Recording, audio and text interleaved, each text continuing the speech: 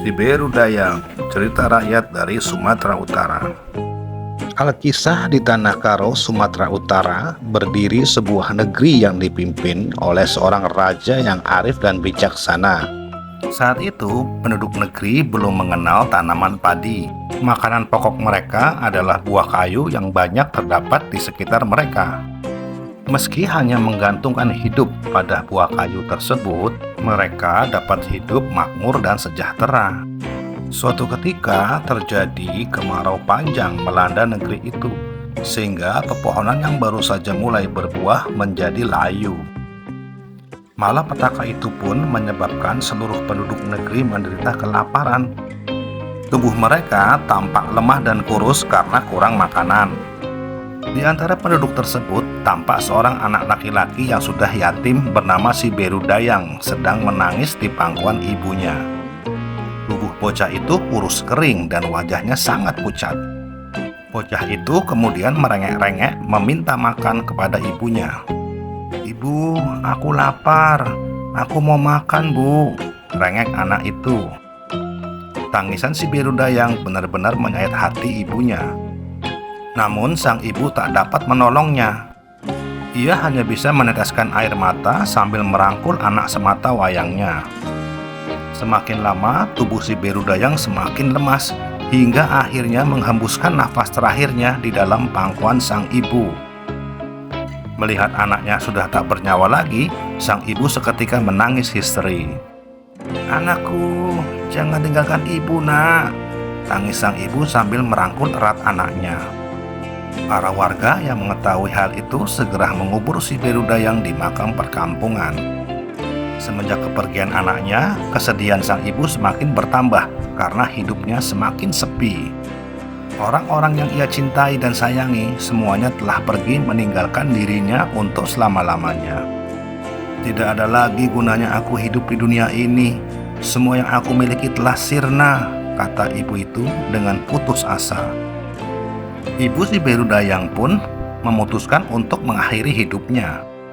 Dengan tubuh yang lemah, ia berjalan menuju ke sungai yang berada di ujung kampung. Setiba di tepi sungai, ia berdoa kepada Dewata agar segera merenggut nyawanya. "Ya Dewata yang Maha Agung, hilangkanlah kesedihan dan nestapa hamba untuk selamanya," pinta ibu itu.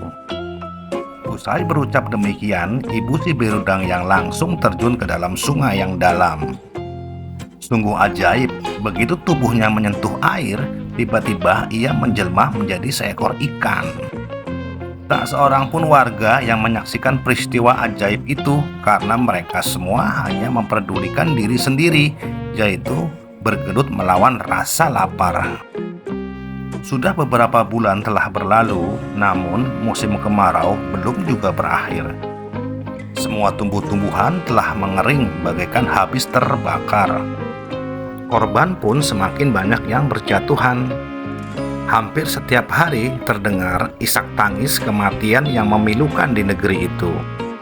Sementara itu, warga yang masih kuat bertahan berupaya mencari makan untuk sekedar mengganjal perut. Di tengah padang yang kering kerontang, tampak dua orang anak kecil sedang mengais-ngais tanah untuk mencari umbi-umbian. Setelah beberapa saat mengais tanah, salah seorang dari mereka menemukan buah berbentuk bulat sebesar buah labu. "Hei, lihat, buah apa yang aku temukan ini?" tanya salah seorang dari anak itu. Anak yang satunya segera mendekati temannya. Ia hanya bisa menggeleng-gelengkan kepala setelah mengamati buah itu, pertanda tidak tahu karena ia sendiri belum pernah melihat buah seperti itu. Akhirnya, kedua anak tersebut membawa pulang buah itu untuk ditunjukkan kepada orang tua mereka. Ternyata orang tua mereka juga tidak tahu mengenai buah itu karena baru kali itu melihatnya. Penemuan buah yang asing oleh kedua anak tersebut membuat gempar seluruh penduduk negeri. Sang raja yang mendapat laporan dari salah seorang warga pun berkenan datang untuk melihatnya. Saat raja dan para penduduk berkumpul melihat buah itu, tiba-tiba terdengar suara dari angkasa. "Wahai penduduk negeri, Buah yang ada di hadapan kalian adalah penjelmaan seorang anak laki-laki kecil yang bernama si Beru Dayang. Potong-potonglah buah itu hingga halus dan kemudian tanamlah hingga tumbuh menjadi subur. Jika buah penjelmaan si Beru Dayang itu kalian pelihara dengan baik, kelak akan berbuah dan menjadi makanan kalian. Anak itu sangat merindukan ibunya. Pertemukanlah ia dengan ibunya yang telah menjelma menjadi ikan di sungai. Niscaya kalian tidak akan kelaparan lagi, ujar suara gaib itu. Tanpa berpikir panjang, sang raja segera memerintahkan rakyatnya untuk melaksanakan semua pesan yang disampaikan oleh suara itu. Para warga pun segera memotong-motong buah itu hingga halus. Kemudian mereka tanam dan rawat dengan baik. Bersamaan dengan itu, kemarau pun berakhir. Hujan deras pun mulai turun sehingga potongan-potongan buah itu tumbuh dengan subur menjadi tanaman yang menyerupai rumput. 2 bulan kemudian tanaman itu berbunga dan berbuah. Buahnya berbulir atau bergerombol dalam setiap tangkai. Setelah genap 3 bulan, buah tanaman itu pun menguning dan siap untuk dipanen. Sang raja bersama seluruh rakyatnya pun segera memanen buah itu dengan sukaria. Setelah dipanen, buah itu kemudian mereka jemur dan tumbuk untuk memisahkan kulit dengan isinya. Isinya itulah kemudian mereka masak dan dicipi bersama-sama. Wah, rasanya enak dan gurih, kata sang raja setelah mencicipi makanan itu. Sejak itulah penduduk Tanah Karo membibit dan memelihara tanaman yang kemudian mereka sebut Beru Dayang. Makanan pokok mereka yang semula dari buah kayu pun beralih ke Beru Dayang. Untuk mempertemukan si Beru Dayang dengan ibunya, masyarakat Tanah Karo menyantap makanan itu bersama dengan ikan yang dipercaya sebagai penjelmaan dari sang ibu.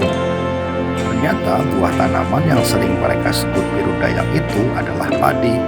Meski demikian, masyarakat Tanah Karo tetap menyebut buah padi itu dengan istilah Beru Dayang.